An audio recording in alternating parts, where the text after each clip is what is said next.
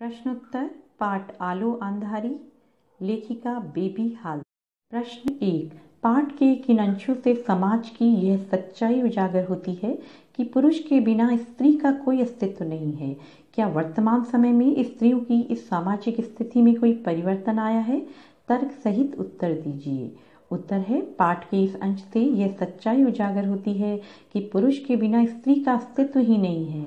लेखिका बेबी हालदार अपने बच्चों के साथ एक किराए के घर में अकेली रहती थी। उसे अकेला रहता देख सभी उससे सवाल पूछते रहते, तुम यहाँ अकेली क्यों रहती हो? तुम्हारा स्वामी कहाँ रहता है? तुम्हारा स्वामी क्यों नहीं आता? क्या तुम यहाँ अकेली रह पाओगी? अगर किसी दिन लेखिका को घर पहुँचने में देर हो जाती तो मकान मालकिन पूछने चली आती थी कि इतनी देर कहाँ थी, इतनी देर तक बाहर क्यों रहती हो? वर्तमान समय में स्त्रियों की सामाजिक स्थिति में बहुत ज़्यादा परिवर्तन आया है। पुरुष के बिना ही स्त्रियां हर क्षेत्र में सफलता प्राप्त कर रही हैं और अपना और अपने परिवार का नाम ऊंचा कर रही हैं। समाज में अब स्त्रियां अपना अलग सम्मान प्राप्त कर रही हैं। समाज अब उन्हें खुले दिल से स्वीकार भी कर रहा है और वही सम्मान दे रहा है जो लड़कों को मिलता है। प्रश्न 2। अपने परिवार से लेकर तातूश के घर तक के सफर में बेबी के सामने रिश्तों की कौन सी सच्चाई उजागर होती है? उत्तर है, अपने परिवार से लेकर तातूश के घर तक के सफर में बेबी ने रिश्तों की सच्चाई जानी। उसने जाना कि रिश्तों का संबंध दिल से होता है, अन्यथा रिश्ते बेगाने होते हैं। पति का घर छोड़कर आने के बाद वह अकेली व असहाय थी। वह अकेले ही बच्चों के साथ किराए के मकान में रहने लगी। वह खुद ही काम ढूंढने जाती, हालांकि उसके समीप ही भाई व रिश्तेदार रहते थे, परंतु किसी ने उसकी सहायता नहीं की। वे उससे मिलने तक नहीं आई। उसे अपनी मां की मृत्यु का समाचार तक 6 महीने बाद अपने पिता से मिला। दूसरी तरफ बाहरी व्यक्तियों ने उसकी सहायता की। सुनील नामक युवक ने उसे काम दिलवाया। तातूश ने उसे बेटी के समान माना तथा उसकी हर तरीके से मदद की। उनके प्रोत्साहन से वह लेखिका बन पाई। मकान टूटने के बाद भोलादा उसके साथ रात भर खुले आसमान में बैठा रहा। इस प्रकार दिल में स्नेह हो तो रिश्ते बन जाते। इस पाठ में घरों में काम करने वालों के जीवन की जटिलताओं का पता चलता है। घरेलू नौकरों को और किन समस्याओं का सामना करना पड़ता है, इस पर विचार करिए। उत्तर है, प्रस्तुत पाठ आलो अंधारी से घरेलू नौकरों के जीवन की अनेक जटिलताओं का पता चलता है। मालिक उन्हें कम मजदूरी देकर उनसे मनमाना काम करवाते हैं। पूरे दिन काम करने के बाद भी उन्हें भूखे प्यासे ही सोना पड़ता है। उन्हें बच्चों के पालन पोषण तथा घर की जिम्मेदारी की चिंता हमेशा लगी रहती है। कहीं कहीं तो घरेलू नौकरों के साथ बहुत ही अमानवीय व्यवहार किया जाता है। बीमार होने पर भी उनसे काम करवाया जाता है और उनका सही इलाज भी नहीं करवाया जाता है। इस प्रकार वे कठिन मेहनत करके भी स्वतंत्र होकर जीवन व्यतीत नहीं कर पाते हैं। प्रश्न 4। आलो अंधारी रचना बेबी की व्यक्तिगत समस्याओं के साथ साथ कई सामाजिक मुद्दों को समेटी है।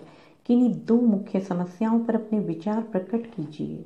उत्तर है, आलो अंधारी रचना में लेखिका बेबी हालदार की कई व्यक्तिगत समस्याओं के साथ साथ सामाजिक मुद्दों को भी उजागर किया गया है। उनमें से 2 मुख्य समस्याएं निम्नलिखित हैं। नंबर 1, समाज में स्त्री की दशा। लेखिका बेबी हालदार अपने 3 बच्चों के साथ किराए के मकान में अकेली रहती थी। पति के साथ न होने के कारण उन्हें आसपास लोगों के सवालों का सामना करना पड़ता था। एक अकेली स्त्री के प्रति लोगों के विचार अच्छे नहीं होते। बुरे समय में कोई उसकी सहायता भी नहीं करना चाहता है। हर कोई उसके अकेलेपन का लाभ उठाना चाहता है। नंबर 2, लोगों की आर्थिक तंगी। लेखिका बेबी हालदार घरों में काम करके अपने परिवार का भरण पोषण करती थी। उनकी आर्थिक स्थिति इतनी भी मजबूत नहीं थी कि वह एक अच्छा सा कमरा लेकर रह सकी। जहां वह रहती थी वहां बाथरूम और पानी की असुविधा थी। लोगों को शौच करने बाहर जाना पड़ता था। आर्थिक स्थिति कमजोर होने के कारण लोगों को इन समस्याओं का सामना करना पड़ता था।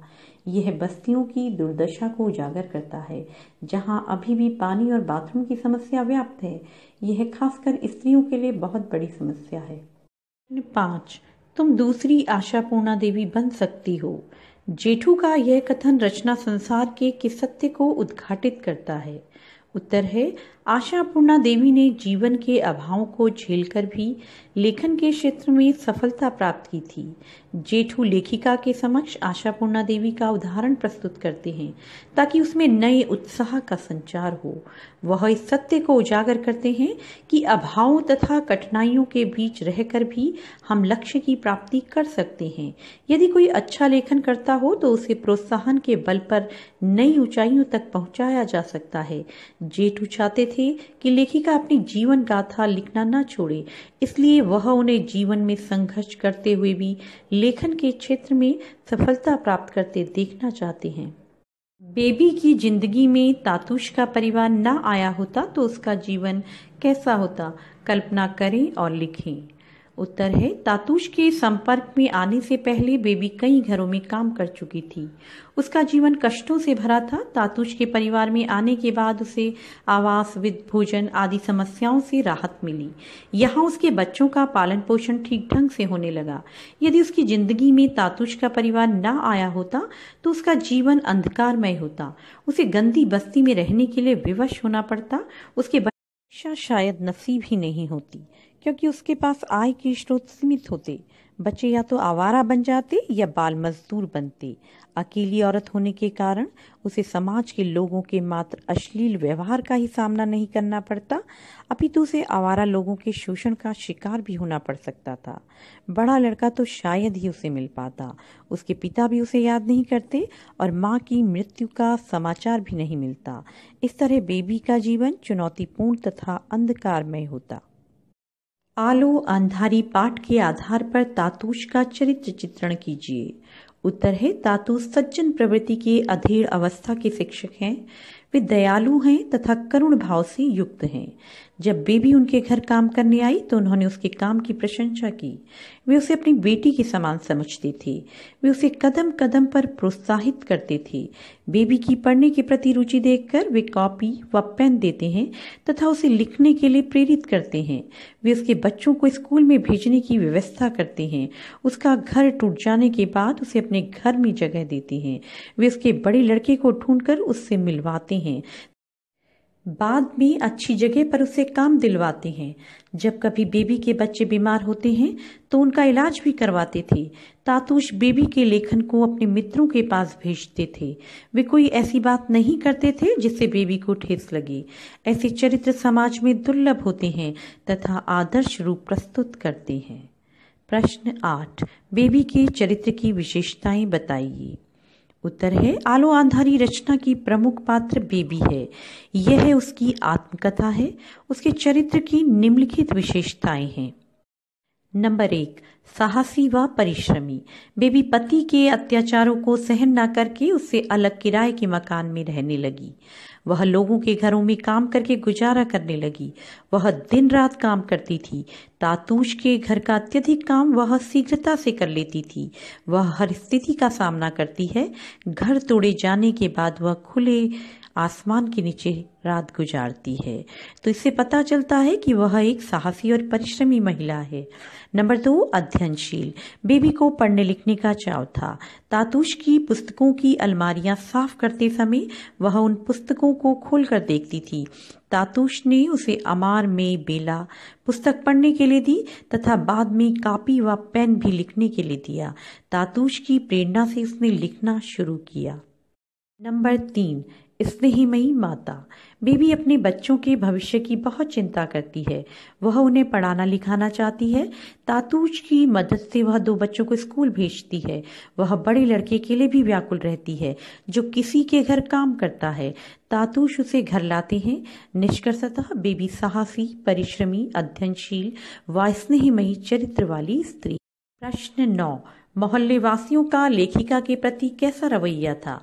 उत्तर है, लेखिका अकेली रहती थी, इस कारण मोहल्ले वासियों का रवैया अच्छा नहीं था। वे उसे हर समय परेशान करते थे। महिलाएं उससे तरह तरह के सवाल करती थी। कुछ पुरुष उसके साथ बात करने की कोशिश करते थे तो कुछ उसे ताने देते थे। औरतें उसके अकेले रहने का कारण पूछती थी। लोग पानी के बहाने उसके घर के अंदर तक आ जाते थे। वे उससे अजीबोगरीब सवाल पूछते जिनके जवाब लोक लिहाज से परे थे। दुखी होकर उसने मकान बदलने का फैसला किया। प्रश्न 10, बेबी के लिए तातुश के हृदय में माया है, स्पष्ट कीजिए। उत्तर है, तातुश ने बेबी को काम पर रखा। वे उसके बच्चों के बारे में पूछते हैं तथा उन्हें स्कूल में भेजने के लिए उसे प्रेरित करते हैं। वे बच्चों के स्कूल में प्रवेश के लिए बेबी की मदद करते हैं। जब बेबी उन्हें दूसरे घर में काम तलाशने के लिए कहती है तो वे उसे दूसरी कोठी में काम न करने की सलाह देते थे। वे कहते तो कुछ न थे, परंतु कुछ ऐसा सोचा करते थे कि बेबी को महसूस होता था कि बेबी के प्रति माया रखते हैं। कभी कभी वे बर्तन पोंछ रहे होते थे तो कभी जाले ढूंढ रहे होते थे।